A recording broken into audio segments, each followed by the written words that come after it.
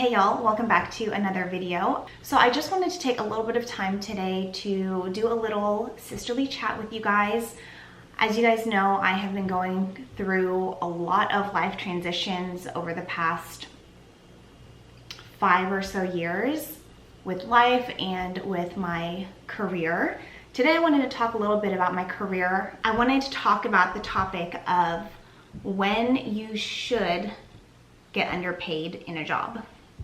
I know, it sounds kind of like counterintuitive, but hopefully it'll make sense after I was doing some reflecting and I wanted to share in case anyone needs some food for thought. Some of the twists and turns, and maybe from sharing parts of my story, maybe it'll help reframe some of the twists and turns that you're going through in your career as well. Grab yourself a beverage. I am going to be trying to drink this yogurt drink while I chat with you guys. As you may or may not know, I am a CPA, but I specialize in internal controls and internal audit. I started out in external audit at a Big 4 firm, moved to a mid-tier firm, was there until I was a manager, probably about the first 7 years of my career, with some blips here and there of other things. And then the other 7 years has now been either in internal audit or internal controls. And so right now I am currently working in internal controls. I'm a senior manager of internal controls. I may have talked about it, but I never shared it during the pandemic. At the time, I was a manager of internal audit for a privately held company that was private equity backed. It was a very large company, several $billion in revenue, but I had been working there for a few years. At that time, I had only been part of auditing companies that already had established controls and processes, documentation, things of that nature. So it was already established. So I was just coming in typically and performing my audits and testing and whatnot. I had never been part of like building and implementing controls. I really wanted to get experience in that. So during the pandemic, I actually interviewed with a consulting firm to work on controls implementation projects, like IPO readiness projects. Got pretty far into that interview process. I ended up not getting the job, which is totally fine. At the time, it really sucked because I wanted so badly to get that kind of experience. It seemed like one of the only opportunities that had come my way to be exposed to more of like that implementation part of the control universe. So it was, disappointing. And yeah, so I was pretty bummed out about that. There's a quote or a saying that I hear often and heard during like different parts of my journey, that rejection is redirection. And I firmly believe that. I think if one door does not open for you or closes, that it just means there's another one. I think that there are different ways to get to a goal. And if one way does not pan out, then you explore others. So I went back to my regular day job, doing internal audit things and whatnot. And then that's when my then boss got an opportunity to move to a different company to basically do what I was going to do with that consulting firm, which was to build out the control environment, like from the very beginning, because there was nothing at the time with that company. Interesting is that there's so much more than just saying, I'm going to put a control in place. There's just so much more depth to putting a control in place. Obviously there's certain ones that are easier than others, but there are some when especially that you need to involve other departments, teams, stakeholders. There can be just a lot more than just a simple, hey, let me sign off on this journal entry or this reconciliation. Anyways, my boss got an opportunity to be the head of internal controls at a different company, and he brought me on because he and I worked very well together. So he brought me on, and that was my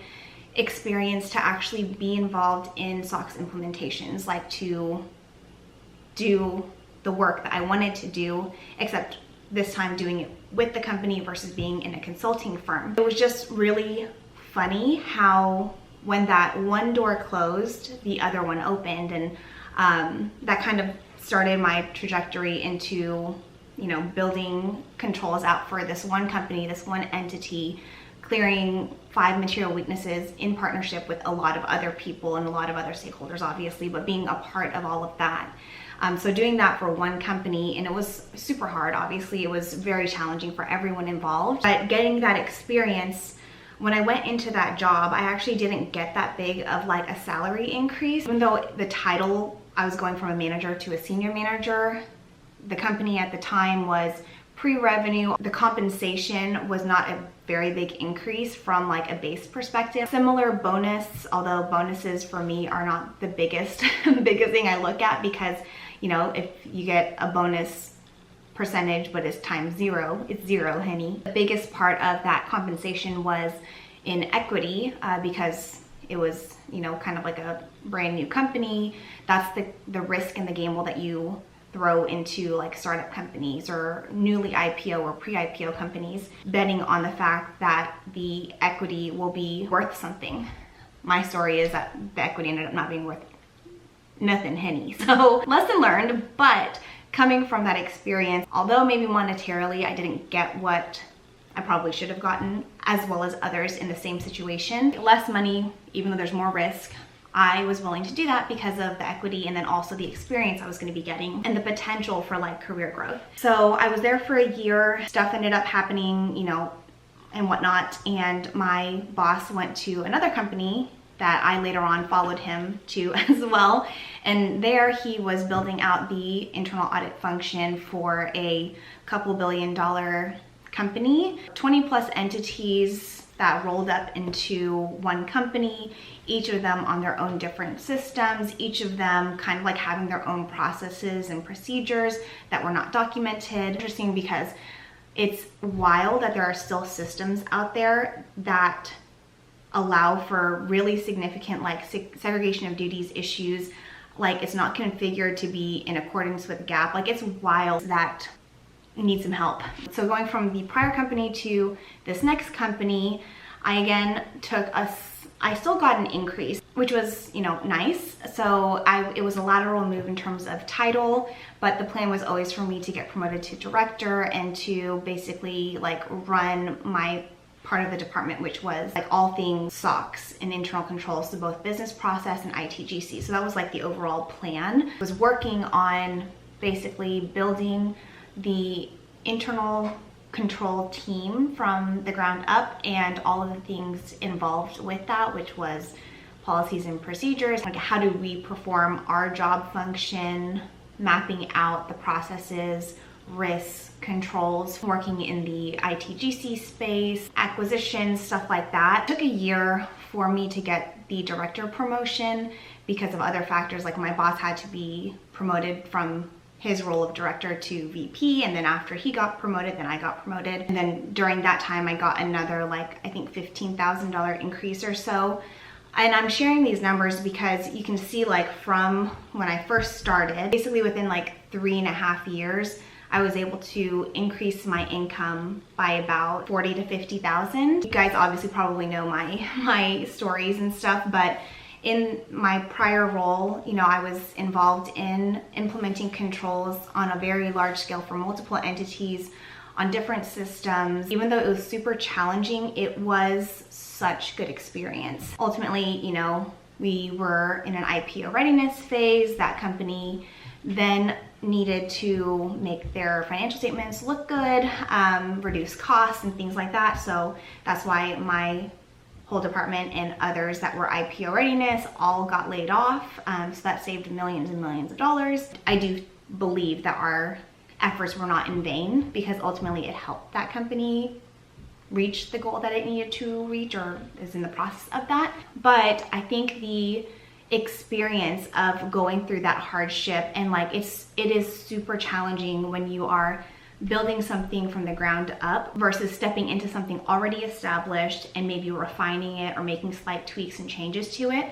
It's totally different. But the experience that you get in doing that is, I think, invaluable because you go from a messier environment of needing to create and then stepping into a more established company. Like there are skills that you bring from that to an established company and kind of think a little bit more outside the box. Certain deadlines and whatnot aren't as hard or as stressful as someone who's never been in another situation. I think the twists and turns, they all make sense. So I think if you reflect on your journey, you'll look back and you'll see, why things had to happen the way that they did. I harp on this all the time in a lot of my videos, but I really do believe that if you look for the lesson in everything that you're going through, hardships or the good times, because everything is temporary. So looking for the lessons in the good times and in the more hard times is super important. I think from a personal development perspective, like I had mentioned, that very first job change, I know I did not receive the compensation that I probably should have, and I was paid less than what I probably should have been, but the experience was invaluable. It was super helpful in, laying out a foundation for me and being where I am now. I know that right now I'm in an established company, and it's great because now I'm learning best practices. I'm getting to bring new ideas or a fresh perspective from my prior experiences. But I know that if I were to go to another build the plane while you're flying it situation, I know I could do it. This time bringing in best practices that I've seen in a more established company. So I do think that taking less than what you deserve can be super beneficial at times, especially if it's you getting the experience that you need to further improve your professional toolkit.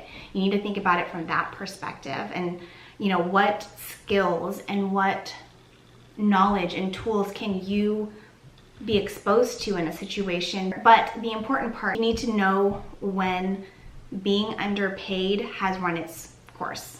You've met the goal that you had in mind when you went into something being underpaid. You should not continue that. So either your current company gives you what you should be paid, which is based on market rates. Promise you that there are other companies that will give you what you want based on your experience. Kind of reflecting on my recent career, the different twists and turns in my career, and I was like, I'm thinking about it in my head. Why don't I just talk to y'all about it? Hope it was insightful or helpful in some way. I did not do much drinking of my yogurt drink, so I'm gonna go ahead and do that. If you enjoy these little friendly sisterly advice chats, then let me know and we can continue doing more of them. I hope you guys are doing great, and I will see y'all in my next video.